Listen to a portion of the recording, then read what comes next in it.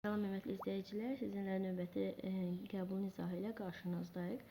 Birinci sualda deyir ki, şəkildə hansı onurğanın ön ətrafı göstərilmişdir? Şəkilə baxarsanız, diqqətlə görəcəksiniz ki, balenanın üzgəcə çölmüş, ön ətrafına skeleti təsvir olunmuşdur. Orada ətraf sümüklər yastılaşaraq avar formasına düşmüşdür. Yəni, balenanın şəkli göstərilmişdir. Sonra növbəti sualımızda deyir ki, spermatozoid qadın orqanizminə aybaşı siklin hansı günü daxil olsa yumurta hüceyrə normal paylanması baş verə bilməz.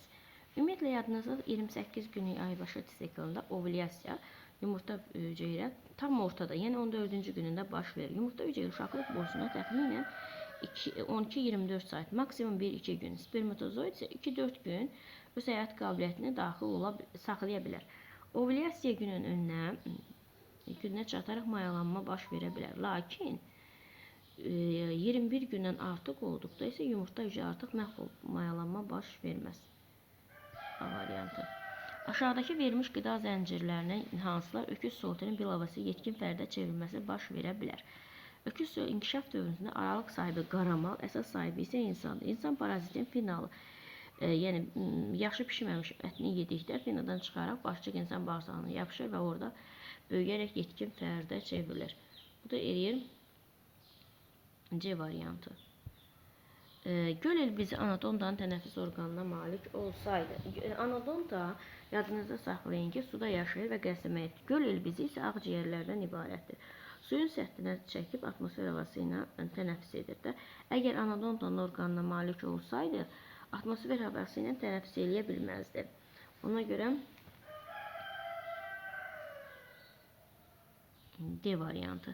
İnsan arterial qan ürək boşluğuna bilavasitə neçə damardan daxil olub, neçə damarla çıxır. Deməli, insanın təmiz qan ağciyərlərin ürəyə sol qalxca 4 ədəd ağciyər venası ilə daxil olur.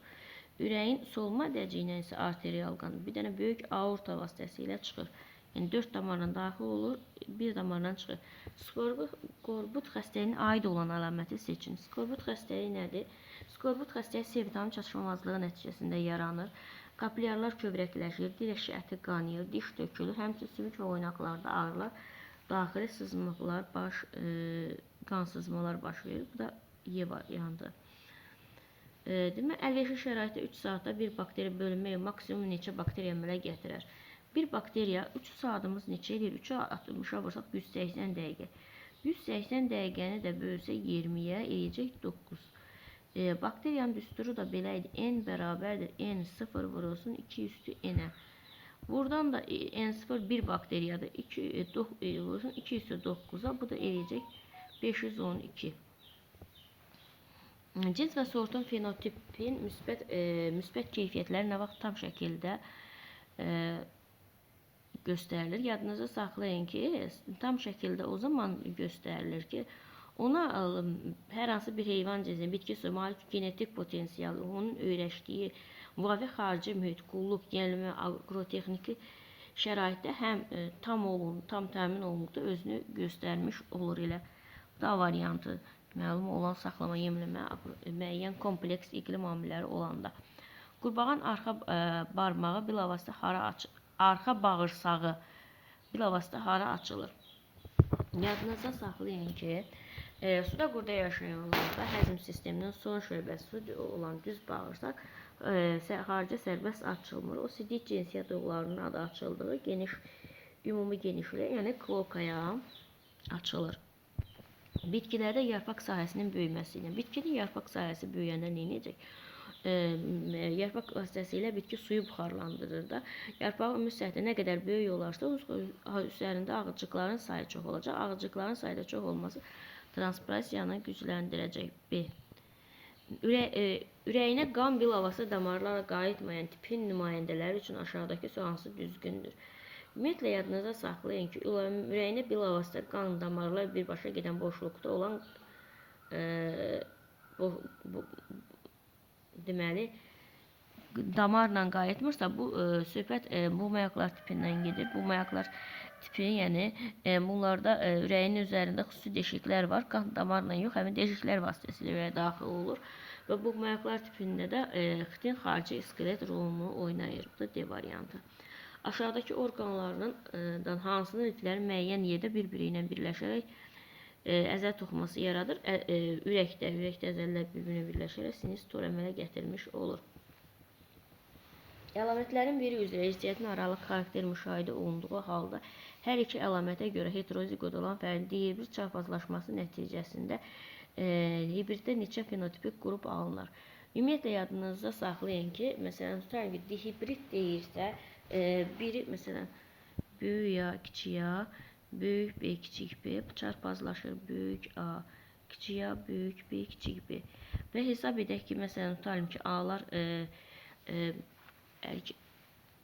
aralıq xarakter müşahidə olunduğu halda hər iki əlamətə görə natamam dominantlıq əlaməti birinci əlamətə görə aralıq irsiyyət olduğu üçün 3 fenotipik qrup alınır. Tam dominantlıq olduğuna görə birincində 3 dənə alınacaq hərəsindən aralıq dominantlıq olduğunu. İkincisində isə 2 dənə fenotipik qrup. 3'ü 2'ye vursaq eləyəcək 6. Şimpanze qametində autosom xromosomlarının sayı 23'dür. Meyozun sonunda əmələ gələn hər bir hüceyrəsi neçə xromosom, neçə xromatid olur. Autosom 23-dürsə, bir ədəd cinsiyyət xromosomu əksikdir. Deməli, meyoza daxil olan qametdə 24 dənə xromosom var. Meyozun ikinci bölünməsinin sonunda. İkinci bölünməsinin sonunda NC olur. Onda bu zaman 24 xromosom, 24 xromatid olacaq. Bu da Y variantına uyğun gəlir. Əgər birinci bölünmənin sonunu desəydi, birinci bölünmədə N2C-dir. Onurğa beyni sinirləri mərkəz sinir sisteminin çıxan neçə faizini təşkil edir?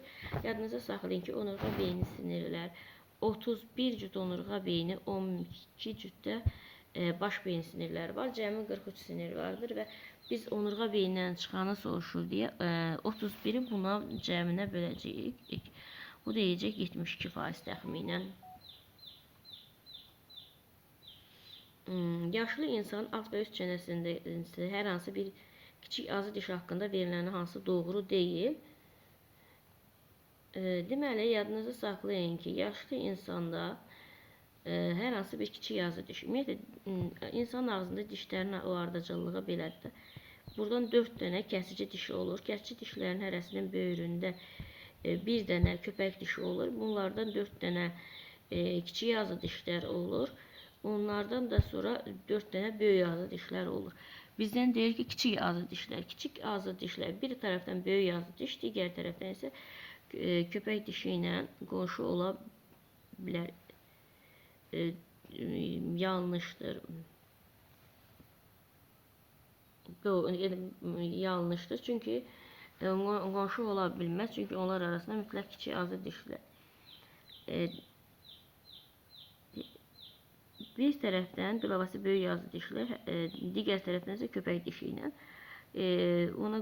Çünki onlar arasında mütləq kiçik yazı dişi vardır. Ona görə də D variantını götürürük. Şəkildə göstərilən göyərçinin hansında adətən barmaq pərdə əmələ gəlir? Bir genin bir neçə əlamətə təsirindən söhbət gedir. Burada isə ayaqların arasında yadınızda saxlayın tüklər olanlar pərdə əmələ gələ bilər. Tük olanlar hansıdır? 2, 4, bir də 6. Y variantına uyğun gəlmiş olurdu. Fəsilələrdən hansılarının birləfərlər sinifinə aiddir? Birləfərlər sinifinə aid cillər, süsənlər, taxıllar, bir də zambaqlar. 3, 5, 6, 8.